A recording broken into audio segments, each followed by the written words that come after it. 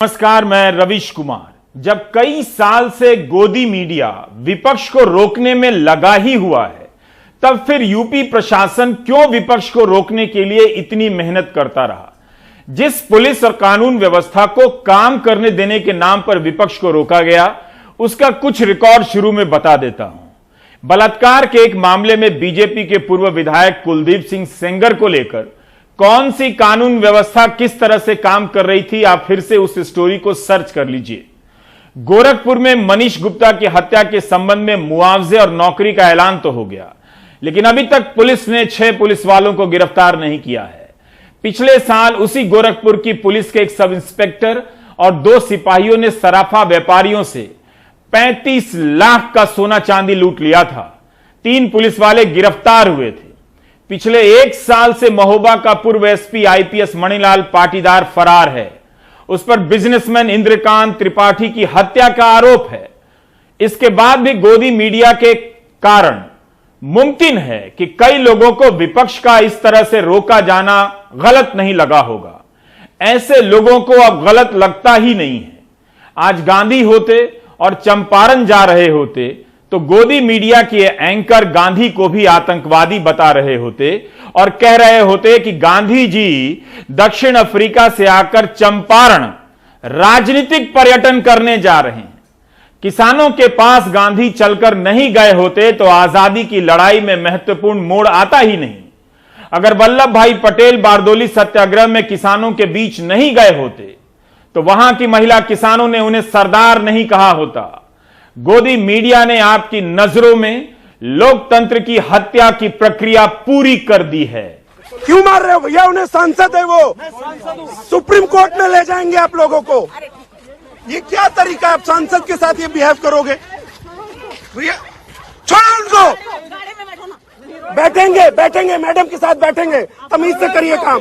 आज में जो प्रियंका जी पे हाथ उठाए, किस आधार पे, क्या गलती है इनकी? क्यों हाथ उठाए? गवाही दे रहा हूं, मैंने देखा। इनमें से कोई गांधी नहीं है, न सरदार है, लेकिन जिस तरह से पुलिस ने राज्यसभा के सांसद दीपेंद्र हुड्डा को धक्का दिया, उसमें आपको विपक्ष का पर्यटन दिखा या प्रशासन का पतन। यह धक्का दीपेंद्र हुड्डा को नहीं, देखने वालों को दिया गया है, ताकि आप समझ लें कि विपक्ष मंजूर नहीं है। हटो यार यहाँ से, हटो। ठीक इसी तरह से पिछले साल इसी वक्त हाथरस में तृणमूल के सांसद डेरेक ओब्रायन को धक्का दिया गया था। तृणमूल के सांसद हाथरस की पीड़िता के घर जाना चाहते थे, जिसके शव का अंतिम संस्कार पुलिस की सुरक्षा में रातों रात कर दिया गया था। पीड़िता के शव को उसके घर के आंगन में ले जाने की इजाजत नहीं दी गई। हाथरस पहुंचने के क्रम में यूपी पुलिस ने राहुल गांधी को धक्का देकर गिरा दिया था। क्या यह किसी भी तरह से राजनीतिक पर्यटन का मनोरम दृश्य कहा जा सकता है? उस वक्त राहुल गांधी और प्रियंका को रोकने के लिए धारा 188 लगी थी और आपदा प्रबंधन एक्ट का सहारा लिया गया था। कानून है इस देश में, तुम्हारे प्रदेश में नहीं होगा। इस देश में कानून है। प्लीज कुछ नहीं, तुमने मुझे ढकेल के तुम यहाँ लाए हो, मुझे जबरदस्ती ले जा रहे हो। उसी तरह से प्रियंका गांधी को लखीमपुर खीरी जाने से रोका जाने लगा। पिछले साल जो हाथरस था, इस साल लखीमपुर खीरी है। पुलिस के साथ उनकी यह बहस बता रही है कि पुलिस की ताकत का इस्तेमाल किस काम के लिए होने जा रहा है। कानून के नाम पर कागजी लिखा पढ़ी के बहाने किसी को भी जिंदगी भर के लिए फंसा देने वाली पुलिस विपक्ष को रोकने के लिए बिना लिखत पढ़त के आ गई। प्रियंका गांधी और बसपा महासचिव सतीश मिश्रा पुलिस से आदेश की कॉपी मांगते रहे, उन्हें कॉपी नहीं दी गई। प्रियंका गांधी पैदल चलती रहीं और बार बार रोकी जाती रहीं और अंत में सीतापुर में रोक ली गईं। दिखाओ, इसमें बिठाओगे मुझे तो मेरा अपहरण करोगे। ये है लीगल स्टेटस तुम्हारा, समझे? मत समझो कि मैं नहीं समझती। अभी तो अरेस्ट करो। अरेस्ट करो अरेस्ट। हम खुशी से जाएंगे तुम्हारे। हमने अगर कोई गलती कर रखी है, जबरदस्ती घेर रहे हो, ढकेल रहे हो ना, इसमें आप physical assault, attempt to kidnap, attempt to molest, attempt to harm, समझे? समझती हूँ मैं सब कुछ। छू के देखो मुझे, जाके अपने अफसरों से और अपने मंत्रियों से जाके वारंट लाओ, ऑर्डर लाओ, समझे? और महिलाओं को आगे मत करो। महिला से बात करना सीखो, समझे? महिला संबंधित महिला को कानून है इस देश में, तुम्हारे प्रदेश में नहीं होगा, इस देश में कानून है। प्लीज कुछ नहीं, तुमने मुझे ढकेल के तुम यहाँ लाए हो, मुझे जबरदस्ती ले जा रहे हो, और तुम्हारा कोई हक नहीं है, समझे? कोई हक नहीं है। गोदी मीडिया इस पूरी प्रक्रिया को हल्का करता रहा और आप नागरिक होने की अपनी जवाबदेही से हल्के होते रहे। एक बोगस तर्क को स्वीकार करते रहे कि विपक्ष राजनीतिक पर्यटन कर रहा है। दरअसल पर्यटन ये लोग कर रहे थे जब विदेशी सांसदों को भारी सुरक्षा के बीच श्रीनगर में घुमाया गया। कभी इसका पता कीजिएगा, किसी रहस्य से यह घटना कम नहीं। 2019 के अगस्त में श्रीनगर एयरपोर्ट से विपक्ष को दिल्ली वापस कर दिया गया। वे देसी होकर कश्मीर नहीं जा सके, ये विदेशी होकर कश्मीर घूमते रहे। जब भी आपके भीतर विपक्ष मारा जाएगा, विदेशी घूमने आएगा। कश्मीर में विपक्ष के नेता साल साल भर नजरबंद किए गए और सरकार की तरफ से झूठ बोला जाता रहा। यूपी में इस मामले में झूठ बोलने की जरूरत भी नहीं है। सुबह सुबह अखिलेश यादव के घर के बाहर की यह तस्वीर बता रही है कि विपक्ष किसकी कृपा पर है। यह कोई सामान्य दृश्य नहीं है।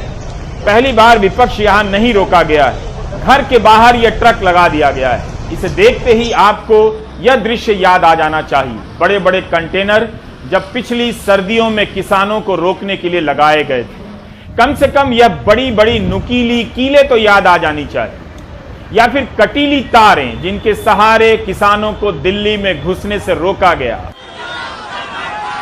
सपा नेता अखिलेश यादव को हिरासत में ले लिया गया। अंग्रेजों से भी ज्यादा जुल्म हुआ है किसानों पर। इतना अन्याय, इतना जुल्म अंग्रेजों ने भी नहीं किया जितना किसानों के ऊपर ये भारतीय जनता पार्टी की सरकार कर रही है। और किसी की, ये केवल समाजवादी पार्टी नहीं, न जाने कितने लोग कह चुके हैं कि किसी की भी जान ले सकती है सरकार। और ये पूरी तरीके से भारतीय जनता पार्टी की सरकार असफल हुई है। सबसे पहले गृह राज्य मंत्री को इस्तीफा देना चाहिए। गृह राज्य मंत्री के साथ साथ जो मुख्यमंत्री उप थे, उनका कार्यक्रम था, जिनकी जिम्मेदारी थी कि कानून व्यवस्था बिगड़े नहीं, जब पूरी जानकारी थी तो आखिरकार वो जिम्मेदारी से कैसे हट सकते हैं, उनको भी इस्तीफा देना चाहिए। भीम आर्मी के चंद्रशेखर रावण को भी रोका गया, लेकिन वे लखीमपुर खीरी पहुंच गए। टोल के नाके पर दौड़ते भागते जयंत चौधरी को आप पर्यटन करते नहीं देख रहे हैं, बल्कि वही करते हुए देख रहे हैं जो एक नेता को लोकतंत्र में करना ही चाहिए। जहां किसानों की हत्या हुई है वहां जाना ही चाहिए। पैदल जाना चाहिए या नंगे पांव जाना चाहिए। यह पर्यटन नहीं है, बल्कि राजनीति में होने का यही मतलब है।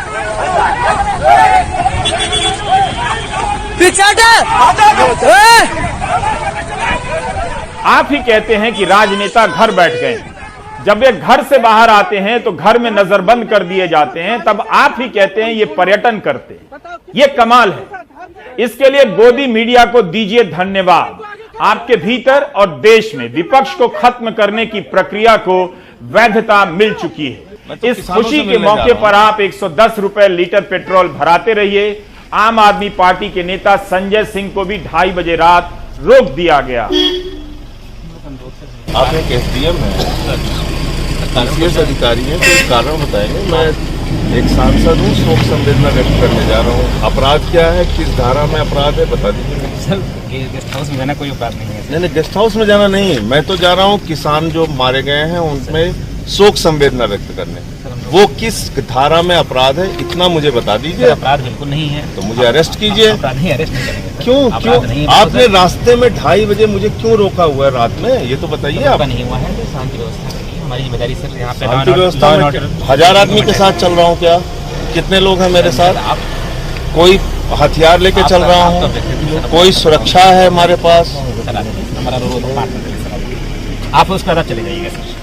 तो इस तरह से विपक्ष के नेता रविवार रात और सोमवार दिन भर रोके जाते रहे। वे लखनऊ से लखीमपुर खीरी नहीं पहुंच सके। आज सुबह किसान एकता मोर्चा ने यह ट्वीट किया जिसमें लिखा था, good morning India, slept well, ठीक से नींद आई। Here is how farmers in Lakhimpur Kheri spend the night. यहां देखिए लखीमपुर खीरी के किसानों ने रात कैसे गुजारी। Guarding the slain from being stolen and hurriedly cremated by the state. मार दिए गए किसानों के शवों की रक्षा करते हुए ताकि राज्य इन्हें छीनकर इनका अंतिम संस्कार ना कर दे। हैशटैग लखीमपुर किसान नरसंहार। पहरा विपक्ष पर ही नहीं, सूचनाओं पर भी लगा है। गोदी मीडिया इस पूरी घटना को किसान बनाम बीजेपी के रूप में खड़ा करने में लगा है। वो कर देगा। एक बड़े हिस्से को समझा दिया गया है कि ये लोग किसान नहीं हैं। जो ऐसा मानते हैं वे ये सवाल तक नहीं करते कि जो किसान नहीं हैं वो किसानों के मुद्दे के लिए क्यों 10 महीने से आंदोलन कर रहे हैं और जान दे रहे हैं। क्या इतना आसान है? जिस दौर में विपक्ष का विपक्ष होकर कहीं पहुंचना असंभव हो, उस दौर में किसान की जगह नकली किसान बनकर कोई कैसे 10 महीने से आंदोलन कर सकता है? अगर यह किसान नहीं है तो फिर सरकार ने 22 जनवरी से पहले तक किससे बात की थी? यूपी के ही ये दोनों अखबार हैं। अमर उजाला लिखता है कि किसानों को केंद्रीय मंत्री के बेटे की गाड़ी ने कुचला, संघर्ष 8 मरे। दैनिक जागरण लिखता है लखीमपुर खीरी में किसानों का उपद्रव, 8 मरे। जिन किसानों को कुचल दिया गया उनके बारे में यूपी का सबसे बड़ा अखबार उपद्रवी लिखता है। दैनिक जागरण के लिए अगर मगर कुछ नहीं, सीधा उपद्रवी। तो इस तरह से तय किया जा रहा है कि आप इस घटना को कैसे और कितना देखेंगे। गोदी मीडिया के जरिए विपक्ष और आंदोलन के खिलाफ माहौल बनाया जाता है, जिसका फायदा उठाकर प्रशासन विपक्ष को ही नजरबंद कर देता है, इंटरनेट बंद कर देता है। किसी की भी मौत दुखद है। जिन 4 लोगों की मौत बाद में हुई उनकी भी मौत कम दुखद नहीं है। लेकिन किसानों पर गाड़ी चढ़ाने की घटना को बाद की घटना से बराबर नहीं किया जा सकता है।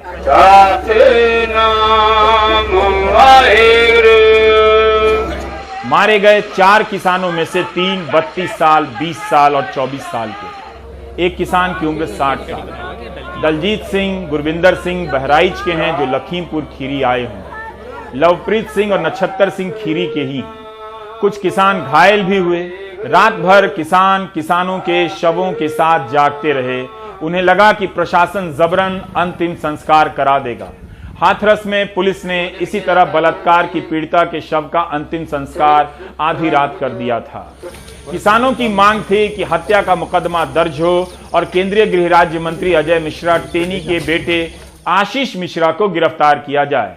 किसान नेता राकेश टिकैत और पुलिस के बीच बातचीत भी हुई, जिसके बाद किसान अंतिम संस्कार के लिए तैयार हो गए। राकेश टिकैत और एडीजी कानून व्यवस्था प्रशांत कुमार ने साझा प्रेस कॉन्फ्रेंस में हाईकोर्ट के रिटायर्ड जज से मामले की जांच करने की बात कही। किसानों की एक कमेटी होगी जो प्रशासन से इस मामले में संपर्क में रहेगी। मृतक किसानों को 45 लाख मुआवजा दिया जाएगा और परिवार के एक सदस्य को योग्यता के अनुसार नौकरी दी जाएगी। घायलों को 10 लाख का मुआवजा मिलेगा। किसानों ने इस जगह का धरना समाप्त किया और अंतिम संस्कार की कार्यवाही शुरू हो सकी।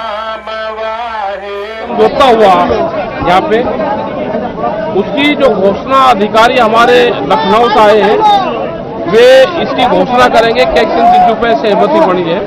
वो पूर्ण रूप से गिरफ्तारी पे भी बनी है, एफआईआर भी दर्ज हुई है, सारी चीजें हुई है और जो पैसों की भी घोषणा हुई है 45 लाख रुपया मृतक के परिवार को मिलेंगे, ये हुई है। और जो गिरफ्तारी है वो भी होगी। सारी की सारी जो भी लिख के कल एफआईआर की कॉपी दी थी वो पूरी की पूरी उसमें दर्ज है। तो पूरी एक कॉपी हमारे पास मौजूद चुकी है। एफआईआर में 15 लोगों के नाम हैं। इनमें केंद्रीय गृह राज्य मंत्री अजय मिश्रा टेनी और उनके बेटे आशीष मिश्रा का भी है। क्या उनके मंत्री रहते निष्पक्ष जांच हो सकती है? क्या पिता के मंत्री रहते बेटे के बारे में सही से जांच हो सकती है? यूपी की पुलिस केंद्रीय मंत्री अजय मिश्रा टेनी के बेटे अभय मिश्रा को गिरफ्तार कर पाएगी? यह वही जीप है जिसे किसानों ने आग लगा दी और भी गाड़ियां जली। बताया गया कि इसी जीप से किसानों को कुचला गया और इसमें मंत्री के बेटे आशीष मिश्रा भी थे। उनके बेटे और मंत्री दोनों का कहना है कि आशीष जीप में नहीं थे, जीप उनका ड्राइवर चला रहा था। ड्राइवर की भी हत्या हो चुकी है। मिश्रा का कहना है कि इस गाड़ी में अगर उनका बेटा होता तो गुस्साए किसान उसे जिंदा नहीं छोड़ते। कार ड्राइवर चला रहा था और उन्हें बताया गया कि पत्थर चलाने के कारण ड्राइवर ने नियंत्रण खो दिया। केंद्रीय मंत्री अजय मिश्रा के हलफनामे में थार जीप का जिक्र है और नंबर भी यही है। कह रहे हैं आप स्पॉट पे थे और ऐसे वीडियोस कुछ हैं जो आप दिखाएं कि भाई आप उस टाइम स्पॉट पे थे, या स्पॉट मतलब जहां ये कार्यक्रम हो रहा था वहां पे? दंगल के स्थान पर था, जो कि बनवीरपुर में प्राथमिक विद्यालय में दंगल का आयोजन होता, मैं वहीं पर था सुबह से लेकर के दंगल के समापन तक। ऐसे आरोप लग रहे हैं कि जो भी आपकी गाड़ी में थे, आप नहीं हो आप ऐसा कह रहे हैं, लेकिन जो भी थार, फॉर्च्यूनर और दूसरी गाड़ी में थे उन्होंने तेज गति से किसानों के ऊपर गाड़ी चढ़ाई और उसकी वजह से लोगों की मौतें हुई हैं। नहीं, बिल्कुल ऐसा बिल्कुल मिथ्या है ये। इसमें सच्चाई ये है कि हमारे कार्यकर्ता वहाँ से गए आदरणीय डिप्टी सीएम जी को रिसीव करने के लिए, तो वहाँ पर तिकोनिया, मेरे ख्याल से तिकोनिया क्रॉस हुए थे, तो वहाँ पर पथराव और लाठी ये उन्होंने, चूंकि थार गाड़ी हमारी आगे थी तो उस पर मारा गया। उसके मारने से हमारा वहाँ पर एक जो ड्राइवर था, हरिओम उसका नाम था, उसको वो पता नहीं उसी समय खत्म हो गया कि क्या रहा भगवान जाने, वो गाड़ी डिसबैलेंस हुई। वो गाड़ी डिसबैलेंस होने के बाद में एक तरफ पलटी पूरी, और उसमें बता रहे हैं कि जैसे मैं अपने आप को किसान कह रहे हैं, उसमें कोई 2 व्यक्ति चोटिल हुए या जख्मी हुए, चूंकि वो लखीमपुर जनपद के भी नहीं थे। लेकिन किसान तो थे ही, चाहे नहीं किसान भाई साहब, हम उनको तो किसान नहीं कहेंगे जो इस प्रकार की घटना करें। एक सवाल है, अगर जीप में सवार सभी की मौत हो गई तो मंत्री और उनके बेटे को किसने बताया कि किसानों ने पत्थरबाजी की है? उन्होंने वीडियो दिखाने की बात की थी, वो वीडियो अभी तक सामने नहीं आया है, ना ही वो प्रत्यक्षदर्शी जिसके अनुसार किसानों ने पत्थर चलाए। गोली चलाने की घटना पर भी स्पष्टीकरण की जरूरत है, किसने चलाई भी या नहीं। अब हम आपको 2 वीडियो दिखाना चाहते हैं। बहुत छोटा वीडियो है जिसे ठीक से समझ पाना आसान नहीं टीवी के लिए, तो हम इसे रोक रोक कर दिखाने की कोशिश करेंगे जिससे उस वक्त के हालात के बारे में कुछ अंदाजा हो सके। इस वीडियो में तेजी से कारों का काफिला गुजरता है और आप बाद की 2 सफेद कारों को देख पाते हैं। जो काली जीप है आगे बहुत तेजी से निकल चुकी है। यह भी देख रहे हैं कि सड़क के किनारे किसान खड़े हैं और कारें गुजर रही हैं। यह पता नहीं चलता कि कार ने किसानों को टक्कर मारी है या नहीं, लेकिन कुछ हुआ है। अब इस दूसरे वीडियो को देखिए। काले रंग की एक जीप दिखाई देती है जो थार हो सकती है। उसके गुजरने के बाद काले रंग की एक और बड़ी गाड़ी दिख रही है। किसान सड़क के किनारे जरूर खड़े हैं, लेकिन इन 2 वीडियो में हिंसक नहीं लग रहे हैं। कार का रास्ता नहीं रोक रहे हैं, काले झंडे जरूर दिखा रहे हैं। हम जानते हैं कि सोशल मीडिया से मिले इन 2 वीडियो से ही सारी बातें स्थापित नहीं हो सकती हैं और यह जांच का विषय भी है। YouTube पर गांव सवेरा नाम से चैनल चलाने वाले स्वतंत्र पत्रकार मनदीप पूनिया ने एक प्रत्यक्षदर्शी से बात की। इस व्यक्ति ने कहा है कि मंत्री के बेटे थार जीप में सवार थे। घटना के बाद जीप से वे उतरे और पुलिस उन्हें सुरक्षित रास्तों से लेकर निकल गई। 3:40 लगभग हो गए थे तो उम्मीद खत्म हो गई थी भी मंत्री अब आएंगे। तो अंदर से जब संयुक्त मोर्चे ने कॉल की भी आप लोग जहाँ से चलें घर के लिए, तो एक्चुअल जो मतलब कि मेन लीडर आने थे वो जिस साइड से आने थे लोग उधर के लिए वापसी घर के लिए चले गए। तो इधर नेपाल बॉर्डर पड़ता है, उधर के लिए तो कोई जाए नहीं जहाँ पर मुख्यमंत्री जी ने जाना था। तो जब लोग जाने लगे, भीड़ बिल्कुल रोड पे आ गई, तो उसी समय हमारे जो मेन लीडर थे तेजिंदर विर्क, उनके ऊपर पर्सनली अटैक करने के लिए जो उनकी प्लानिंग थी, जब वो बाहर निकले तो उनको ऊपर बताया गया पीछे से बैक साइड से नेपाल बॉर्डर की तरफ से फॉर्च्यूनर और थार लगभग 40 से 50 की स्पीड में आई और पीछे सभी पुलिस, डीएम, एसपी सब उस साइड में थे। किसी ने कोई नहीं रोका, बैरिकेड लगी थी, हटा दी गई, गाड़ियां फुल स्पीड से आई, लोगों की पीठ थी पीछे से जब वो गाड़ियां आई और लोगों के ऊपर चढ़ती गई, कुचलती गई, लोगों को पता ही नहीं लगा भी अचानक ये हो क्या गया है। जहां पर आकर बस खड़ी थी सरकारी और बैरिकेड लगा था, जहां पर बस उनकी गाड़ियां रुक गई। गाड़ियां से उतरने के बाद पर्सनली जहां पर 50 से 60 पुलिस वाले खड़े थे, जब वो मंत्री जी का बेटा उतरा उन्होंने उनको कवर किया और इस तरफ गन्ने की तरफ ले गए और जब लोग पीछे भागे तो उन्होंने आगे से फायरिंग और आंसू गैस के गोले चलाए। तो अब इसकी भी जांच जरूरी है कि अजय मिश्रा के बेटे आशीष मिश्रा वहां थे या नहीं थे। मंत्री अजय मिश्रा ने एक बयान जारी किया है, उसमें भी वही बातें दोहराई गई हैं कि किसान अब तलवार जुड़ गया है, पत्थर और डंडों से लैस थे। उन्होंने तलवार और डंडे से हमला कर दिया और ड्राइवर हरिओम मिश्रा, बीजेपी के मंडल मंत्री श्याम सुंदर बूथ अध्यक्ष शुभम मिश्रा की हत्या कर दी। क्या यह पुलिस और मंत्री की थ्योरी है? अगर तलवारों से हत्या हो रही थी तब पुलिस क्या कर रही थी? मंत्री के लिखित बयान में किसानों के बारे में एक शब्द नहीं है। शुभम के परिवार वालों ने शिकायत दर्ज कराई है कि उनका बेटा दंगल में भाग लेने गया था, उसे तेजेंद्र सिंह विर्क और अन्य लोगों ने तलवार और लाठी से मारा है। इस राजनीति में कितने ही लोगों की मौत हो गई, नेता आगे बढ़ जाएंगे, लेकिन जिनके यहां मौत हुई है वो उम्र भर सिसकते रहेंगे। शुभम की हत्या का आरोप जिस तेजिंदर सिंह विर्क पर लगाया गया है, ट्रिब्यून की संवाददाता सुमेधा शर्मा ने ट्वीट किया है कि तेजिंदर सिंह विर्क को चोट आई है, गंभीर चोटें आई हैं। डॉक्टरों ने रुद्रपुर से मेदांता अस्पताल में भर्ती के लिए कहा है। हमारे सहयोगी कमाल खान ने घायल किसानों से बात की। हमारे साथ यहाँ सोनी जी हैं जो लखीमपुर खीरी के ही पलिया इलाके के किसान हैं। वो यहाँ पे आए थे काले झंडे दिखाने के लिए। इनका कहना है कि इनके पैर के ऊपर ये गाड़ी चढ़ गई है। ये इन्होंने यहाँ पे प्लास्टर लगाया हुआ, ये उसके चश्मदीद गवाह हैं। क्या हुआ था थोड़ा बताइए। सांसद जी के लड़के इधर से तिकुनिया की साइड से गाड़ी भगाते गुंडों से भरी हुई गाड़ियाँ लेके आए और भगाते 120 की स्पीड से भगाते हुए लेके आए। फिर ऊपर हम लोगों के ऊपर रौंदते हुई चली गई। हमारे साथ तेजेंद्र विर्क जी भी थे जो अध्यक्ष हैं हमारे उत्तराखंड के, वो भी थे, उनको भी कुचल दिया, उनके भी सरों में चोटें आई। और भी हमारे किसान हैं, 4 से 5 किसान शहीद हो गए इसमें। तो फिर क्या हुआ थोड़ा बताइए। चीख पुकार मच गए, वो भाग गए? हाँ भाग गए, सांसद जी के लड़के फायरिंग करते हुए भाग गए।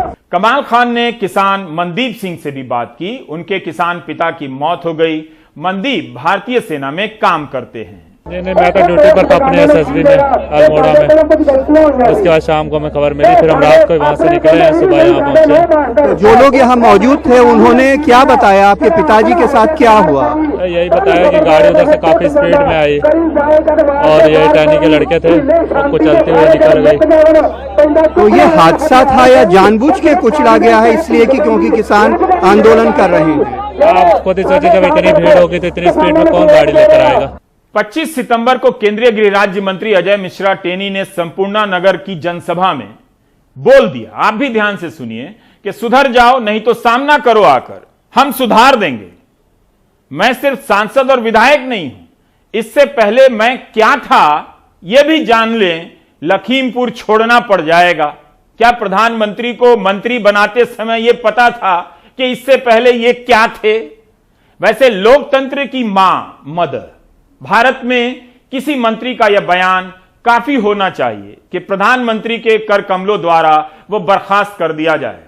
लेकिन मंत्री जी पहले क्या रहे होंगे, मैं यही सोच रहा हूं। इसका अंदाजा मंत्री जी के इस वायरल वीडियो से हो जाता है। इसमें वे कार का शीशा नीचा कर किसानों को ठेंगा दिखा रहे हैं, थम्स डाउन कर रहे हैं, उकसा रहे हैं, चिढ़ा रहे हैं। सड़क की दूसरी तरफ किसान उन्हें काले झंडे दिखा रहे हैं। क्या लोकतंत्र की मां, इंग्लिश में मदर, भारत के किसी मंत्री को ऐसा करना शोभनीय है? नहीं है तो इन्हें कैबिनेट मंत्री बनाया जाना चाहिए। ऐसे 10-15 लोग यहाँ पर शोर मचाते तो यहाँ पूरे देश में फैल जाना चाहिए था आंदोलन। अगर कृषि कानून खराब होते क्यों नहीं फैला? 10-11 महीने हो गए। मैं ऐसे लोगों को कहना चाहता हूँ कि सुधर जाओ, नहीं तो सामना करो आके, हम आपको सुधार देंगे। 2 मिनट लगेगा केवल। पीलीभीत से बीजेपी के सांसद वरुण गांधी ने मुख्यमंत्री आदित्यनाथ को एक पत्र लिखा है कि किसानों को निर्दयता पूर्वक कुचलने की जो घटना हुई है उससे सारे देश में पीड़ा और रोष है। किसान हमारे नागरिक हैं, उनके साथ संयम पूर्वक बर्ताव होना चाहिए। बीजेपी की सहयोगी जनता दल यूनाइटेड के वरिष्ठ नेता केसी त्यागी ने गृह राज्य मंत्री अजय मिश्रा के इस भाषण को उकसाऊ बताया है।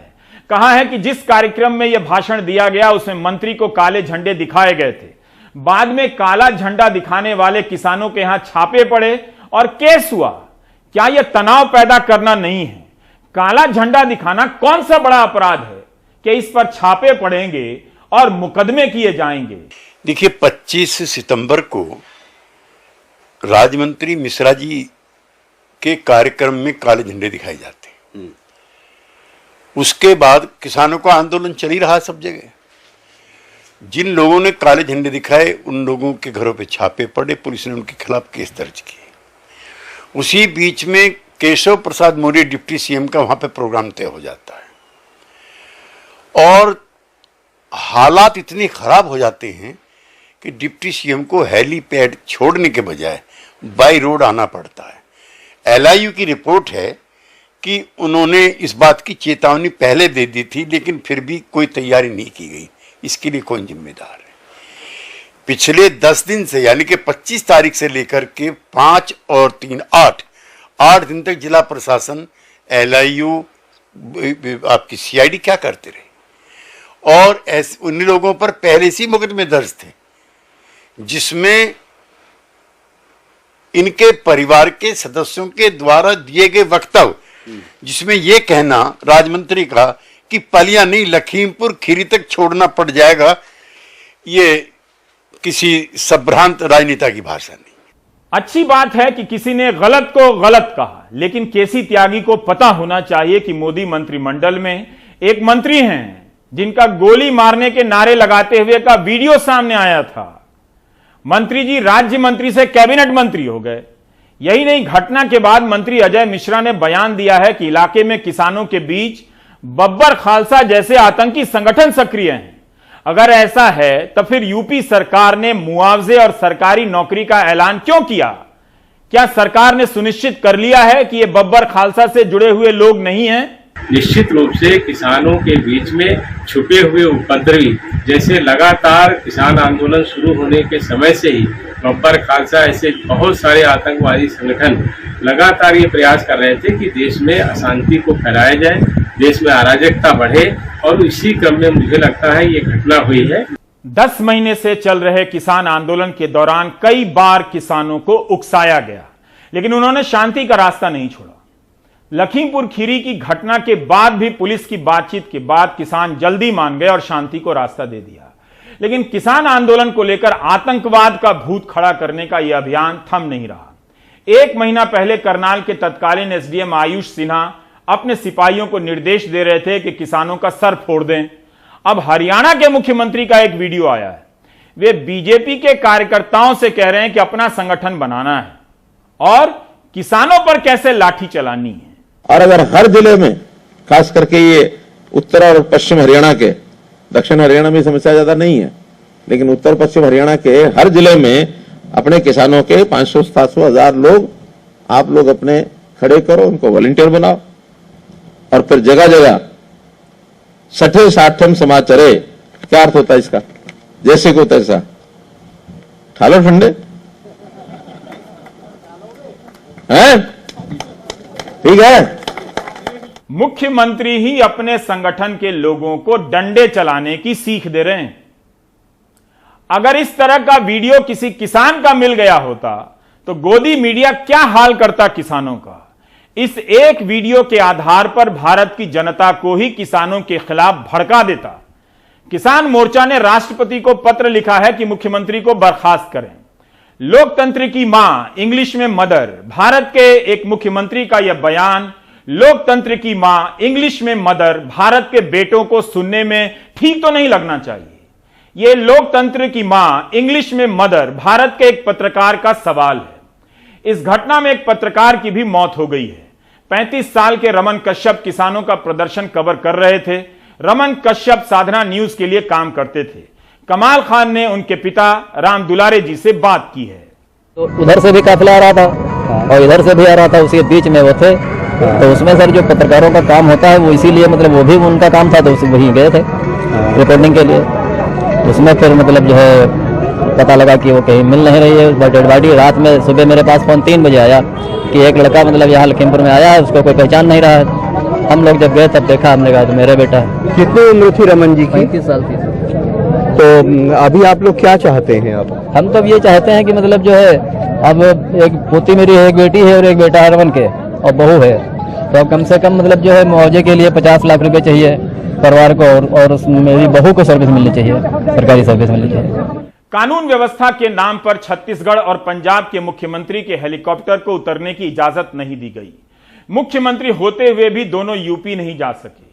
पिछले साल इसी वक्त हाथरस की बलात्कार पीड़िता से मिलने को लेकर भारी संख्या में पुलिस बल तैनात कर दिया गया था।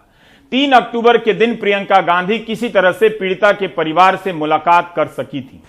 ठीक 1 साल बाद वे इस कमरे में बंद हैं और सफाई कर रही हैं। उनके सहयोगी ने ही यह वीडियो बनाया होगा। विपक्ष की राजनीति पर्यटन कही जाएगी, लेकिन राजनीति की यही प्रक्रिया है जब नेता विपक्ष का महत्व समझते हैं और सत्ता की तासीर और उसकी सीमा भी। विपक्ष ही झुकने की विनम्रता देता है और झाड़ू उठाने का साहस। अगर विपक्ष की यह प्रक्रिया खत्म हो जाएगी तो सत्ता में बैठे लोग निरंकुश हो जाएंगे। प्रियंका गांधी भले ही किसानों तक नहीं पहुंच पाई, विपक्ष के नेताओं को इस बार भी रोका गया। सब पूछते रहे कि रोकने का कारण बताइए, गिरफ्तार कर लीजिए, लेकिन जवाब नहीं मिला। जो घटनाक्रम हुआ उसके लिए जो जिम्मेदार लोग सत्ता में बैठे हैं उनको इस्तीफा देना चाहिए। नैतिकता के आधार पर, प्रमाण के आधार पर कोई कार्रवाई नहीं हो रही, उनको बचाने का काम कर रहे हैं। इसलिए इनकी नीयत में खोट है। किसानों के हितों के खिलाफ ये लोग कानून बनाते हैं। देश में आंदोलन चल रहा है, चलता रहेगा। ये तीनों कृषि कानूनों को हम वापस करा के मानेंगे। लेकिन जिन लोगों की शहादत हुई है, जो लोग मारे गए हैं किसान निर्दोष, उनके जो कार्रवाई करनी है सरकार को, वो मैं समझता हूं सिटिंग सुप्रीम कोर्ट का जज कोई करेगा। समय सीमा निर्धारित होगी, तब उनको न्याय मिलेगा। संवेदनशील सरकार है योगी जी की, और इसको गहराई से जाते हुए इसका इन्वेस्टिगेशन हो रहा है। और मुख्यमंत्री जी स्वयं कह चुके हैं जो भी दोषी होएगा उसको कड़ी से कड़ी सजा दी जाएगी। लेकिन जो विपक्ष के लोग हैं वो राजनीतिक अवसरवादी हैं और चुनाव सिर पे है, तो उसको देखते हुए एक पॉलिटिकल टूरिज्म चल रहा है। अब लखीमपुर की तरफ जाएंगे और पॉलिटिकल टूरिज्म के साथ साथ एक जो पॉलिटिकल कंपटीशन होता है उसके लिए भी होड़ लग गई है। मूल बात यह है कि किसानों के साथ ऐसा क्यों किया जा रहा है। उन्हें लेकर हरियाणा के मुख्यमंत्री हों या फिर केंद्रीय गृह राज्य मंत्री हों, इस तरह के बयान अभी तक क्यों दिए जा रहे हैं? क्या यह सत्ता का पर्यटन है या सत्ता का अहंकार है? किसी को देश से ही निकालने की बात हो रही है तो किसी को लखीमपुर खीरी से निकालने की धमकी दी जा रही है। पूरे देश को नेताजी का मोहल्ला बना दिया गया है। आप ब्रेक ले लीजिए।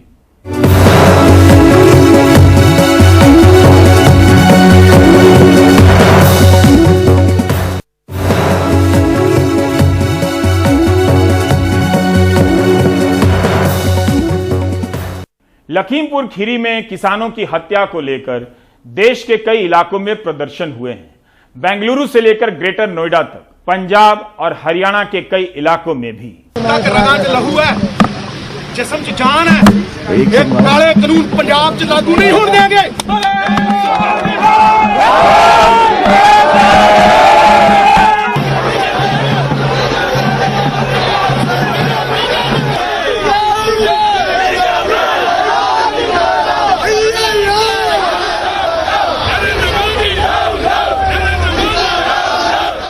आप देख रहे थे प्राइम टाइम। नमस्कार।